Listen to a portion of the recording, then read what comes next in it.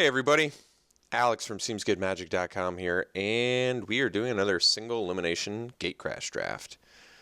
If you like the content on this channel, please subscribe and like the videos. And check me out on Twitch, twitch.tv/Inez27. Well, our rare looks really good. It's a mythic. 6 mana, 6/5 flying trample. Okay, sounds great.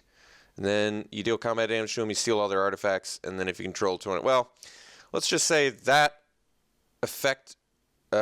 winning the game off 20 artifacts, almost assuredly not going to happen, but getting control of all their artifacts is actually an upside in this format because there are some artifacts, and a 6 mana 6/5 flying trample is also very good. It also helps that there's not a ton else in this pack that I care about. Angelic Edict, some removal. I actually think Debtor's Pulpit's not bad. Bomber Core, Devour Flesh, a bunch of kind of like cards that don't really matter, so getting the Tyrant is very nice. Okay, what shall we follow up with? What does Mark for Death do again? Target creature and opponent control blocks this turn, you untap it, other creatures that players controls can't block this turn. This card's actually better than it looks because you can get rid of a lot of blockers, so I could just take that. If I want to play this Tyrant, the only two options I really have are Gruul and Boros. Now, there's not a good white card in here. I think Slaughterhorn is perfectly acceptable. I like the Blood Rush ability, actually. I think it's good. So, Slaughterhorn versus Mark for Death. I forget how good I think Mark for Death is. It feels a little bit clunky at 4, but like I said, it can be a powerful effect on any sort of stalled board state. But I might be okay with taking the Slaughterhorn here. I think Frilled Oculus is a very good card, by the way. Frenzied Tilling is a little bit more expensive than I like for the price. Price for what you get, I mean. Okay. So Wasteland Viper is a good card. I like that. Spire Tracer. Well, I mean, the effect is pretty decent, actually. Here's a Grizzly Spectacle, which is good. Syndic of Tides, good card. So we're seeing some good cards here. I'm okay taking the Wasteland Viper. I think the card is good, like I said. I mean, I like the Spectacle and the Syndic of Tides more than Wasteland Viper. Neither of these cards are going to really work with either of the cards we have, because neither of those are supported guilds.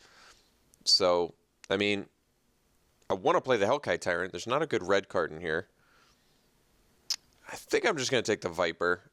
I know that the Viper is good. It's a Death Toucher. Ooh. Creatures you control gain trample, or you can make... Oh, that's not bad, I guess. Cinder Elemental's probably just better. Man, there's a Mugging, too. Well, here's our pack. This has everything we want. Yeah, it really does. I think I probably take the Cinder Elemental. This card is clunky, but it can just win the game. The Guild Mage is good, though. It's a 2-drop. The effects on there aren't... Well, 3 mana... It's like 4 mana total, right? Because you have to turn a land into a 4/4. That effect is actually pretty good. Ember Beast is fine in a Gruul deck, too. And Mugging is good removal. But it's hard to deny Cinder Elemental, mostly because it's a Fireball. And you can... Not a Fireball. A Blaze. Let's get that right. Can't distribute the damage. I'm going to take the Cinder Elemental. I just think this card is really powerful. So we can take Croconura. We can take Warmind Infantry. I think I prefer the Infantry. I want to be aggressive. And even though I like Croconura quite a bit, actually, I think Warmind Infantry is also very good. If we can get the battalion going, we're going to need a lot of creatures to do that, but we're on a good track for that. What's nice about Blood Rush is the versatility of all the Blood Rush cards, right? Because you get two things. You get a creature and you get a combat trick. So technically we have 2 combat tricks in our deck and we have 4 creatures. So that is a nice thing about Blood Rush. So I think I'm going to take the infantry over the Croconora. Croconora is more of the defensive card that gets you a good late game plan. But Warmine Infantry is just, I remember this card beating down pretty effectively. Ooh, this is good. I remember the Swine. I do remember this card. This card is good. So we're going to take the Swine. Wildwood Rebirth is perfectly playable too. Simic Guildgate would let us splash for blue, but I'm going to take the Swine.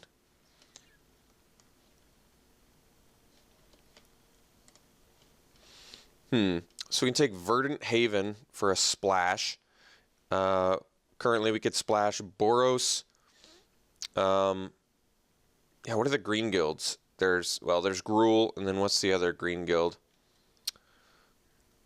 I should know. Every color has... Oh, it's Simic. Okay. So, Verdant Haven will let us splash for white or blue, which may contribute to this deck. I guess we'll just take the Active Treason. Works well with Battalion. Primal Visitation is a little bit pricier than I like. The haste on it seems so irrelevant. Okay, we can take the Disciple now, or we can take another Xertos wine. So I think if we want to do what I want to do, which is play an aggressive deck, we probably want to go for the cheaper thing here. And First Strike is totally relevant, so on a 2-drop especially. So we'll take the Disciple and be pretty happy about that over the land that would let us splash, which isn't bad.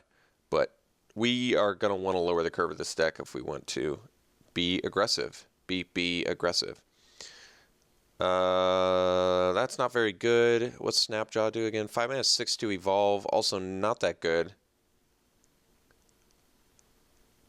Oh, it's okay.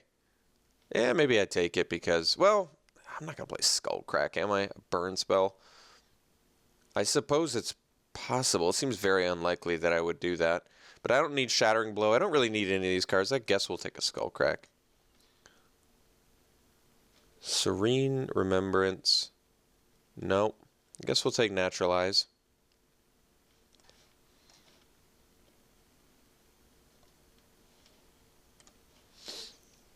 Well, Syndicate Enforcer is actually good, but yeah, am I playing Spire Tracer? It seems pretty unlikely. It is a 1-mana 1/1. I like that it's got some evasion, I guess, but it's just not really doing it for me. Maybe I just take it anyway. Well, let's take the Rebirth.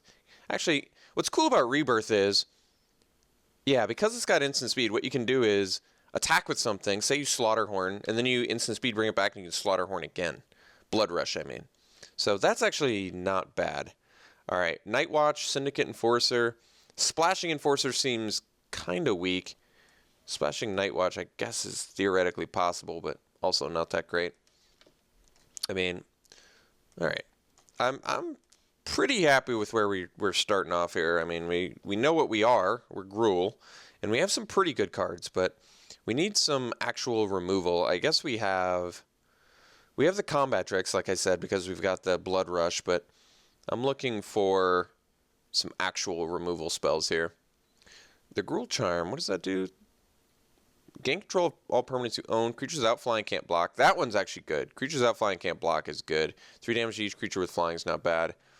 Skinbrand Goblin, Scorchwalker.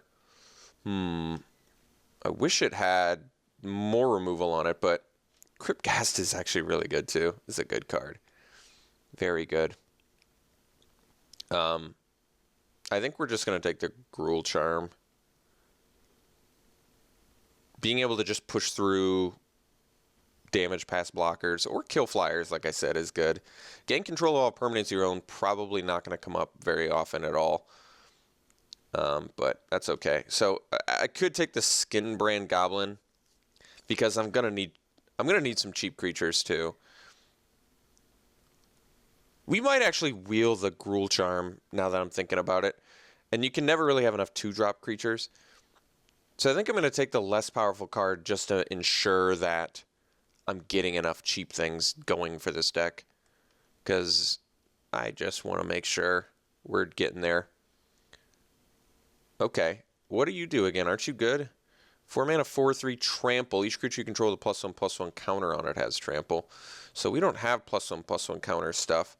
But 4 mana 4/3 trample is good. Could take the Warmind Infantry number 2.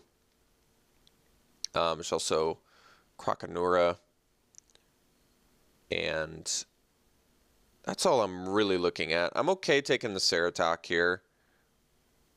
But maybe I want the infantry more, pay 1 less mana. But it doesn't have trample, and it requires battalion. So probably actually want the trample, now that I think about it, because I've got all this blood rush. So yeah, we want the Ceratok, despite not having any other. I mean, just a 4 mana 4/3 trample is going to be good for us, so we'll take it. Okay, the Rampager is a very strong card, and thankfully there's not much else in here that we're passing up, so it's kind of an easy pick for us. But yeah, Rampager is one of the main reasons to be in Gruul. Just a very, very strong card. Absolutely made constructed when it was around for good reason. It's a strong card. So here's another crack at Skarg Guildmage. Could take the Ember Beast as well. Ember Beast is pretty efficient. I might actually want the Ember Beast over the Skarg Guildmage. Keep in mind, though, the creatures you control gain trample ability is very relevant with Blood Rush, and it's a 2-drop. But Ember Beast being a 3 mana 3/4 is very good. Can't attack or block alone is semi-relevant, but not a huge deal. And Scab Clan Charger is kind of whatever. It's not a very good beat stick. Maybe I'd just take the Guildmage, get another 2-drop. I like Ember Beast, but this ability seems like it's really relevant in the late game. Getting to bash in with 4/4s, use your mana in a productive way. All the Skarg Guildmages, I'm okay with that. Ivy Lane Denizen's pretty good. We currently have 1, 2, 3, 4, 5, 6, 7 things that work with it, which is not bad. But I think I'm actually going to take another Guildmage. Let's just go deep on these 2-drops that do things. Okay, now we can take the Ember Beast pretty happily over the Thunder Fist, which we don't really need anyway, and over the Guildgate, which we also don't need. So, all right, we're looking good. We've got some efficient beats. Playing double Wildwood Rebirth currently seems a bit unlikely, as does the Skullcrack, I suppose. So these are kind of on the fence. Force Adaptation is too slow for comfort, but I'm going to cut the green card here. Aetherize is actually a strong card. You know what? It's not good for us because we're trying to be aggressive and it's a defensive card, but it's a really strong defensive card. I'm not going to play Force Adaptation. And Aetherize is a tough card to play around effectively on certain board states, and it's very powerful on certain attacks, so you have to be careful, which is why I just want to get rid of it. But yeah, even if we manage to pick up Simic Guildgates and splash for it, I don't think it's worth splashing for in a deck that's trying to beat down. But we are getting there. We're getting the 2-drops I wanted. We don't have the removal I want, and we did wield the Gruul Charm, which is exactly what I wanted, so that's good news. That is good. That's going to let us push damage through, which is exactly what a removal-less deck kind of needs. But I really can't stress enough that using Blood Rush as a combat trick is totally fine. Totally fine. Not having removal is a much less big deal if you can use Blood Rush effectively. Another Gruul Charm? I guess I can. Yeah. Or Mark for Death. I'd probably just prefer the Gruul Charm. 2 mana, get by all your blockers. Okay.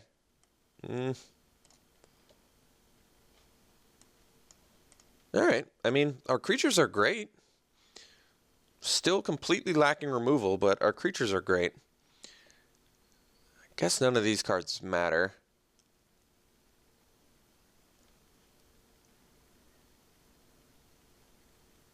Sprite, maybe? It's a good card to cipher onto. It's good for Dimir. Another Active Treason.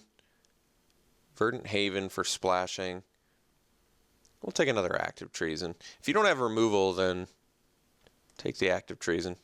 Alright, another Naturalize. So how many Blood Rush cards do we have? We have 1, 2, 3. Okay, take the Riot Gear. 4, 5. Only 5. But it's okay.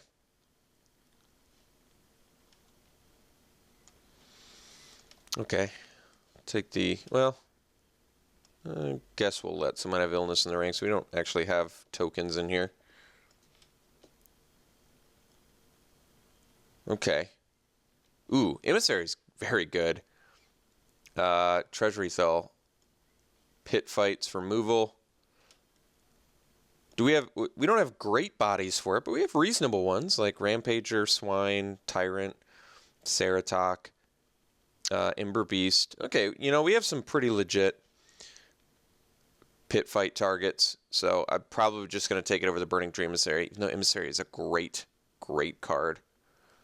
Really lets you power out aggressive damage quickly. But like I said, the problem is I think I just got to put a premium on removal here, unfortunately, over the awesome aggressive creature, just simply because we just do not interact with a lot of our opponent's stuff, and I really think we're going to need to. So, all right, we'll take the Pit Fight over the Emissary, begrudgingly. They both would have been great additions to our deck. So we can take another Cinder Elemental. This time I think I'm going to take the Mugging. I'm just going to put a high premium on removal and get just a couple more creatures, and then we're there. I'm going to try and get away with 16 lands once again. We've got a nice curve going currently. So if we can make that happen, that would be awesome. But we'll take Mugging over the second Cinder Elemental. Homing Lightning. Here we go. So now we're getting all the removal. This is great. So we'll take that over the Warmine Infantry, which still would have been a good addition to our deck, but Homing Lightning is very strong. So I'm happy to take that. All right, so now we're looking good. We just picked up 3 back-to-back good removal spells. So now this deck just needs a couple more creatures, and we are in business. Okay, we can take the Denizen here, or we can take the Greenside Watcher. So we have a good amount of green creatures now where, yeah, we have 8 for the Ivy Lane Denizen. So I think that's enough where getting another 4-drop is going to be okay, especially considering Greenside Watcher actually does nothing for us currently. But we'll take the Denizen. Borborygmos Enraged. So for 8 mana, 7/6 trample, you deal combat damage to player, reveal the top 3 cards of your library, put all land cards revealed this way into your hand, the rest into your graveyard, discard a land card. Yeah, that's pretty strong, and there's nothing else here for us. So, all right, maybe I changed my mind. Maybe we are a 17 land deck. I guess so. If we're going to play an 8-drop, then that's the way it's going to go down. All right. Let's dump these for now. 8-drop, eh? All right. Typically don't play 8-drops. All right, here's another Slaughterhorn. I'm going to take it over the Guildgate and the Denizen, of course. But Slaughterhorn is perfectly, basically just what we're looking for. Great. Just what the Doctor ordered. Disciple of the Old Ways. Very good. Another 2-drop. Let's cut probably an Active Treason now, because we're back on 17 land plan if we've got Borborygmos.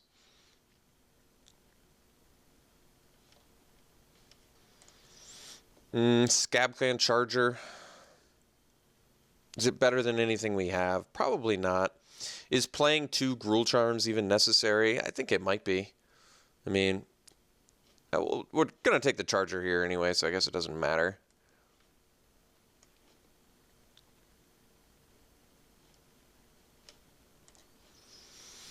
Don't need a defensive combat trick.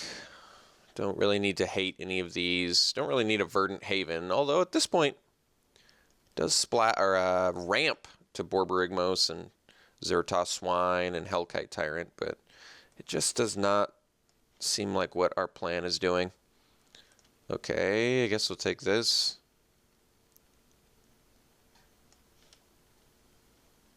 So maybe we just cut the Active Treason altogether, but it's a good card to have when you're beating down. Maybe we do just cut the Scab Clan Charger.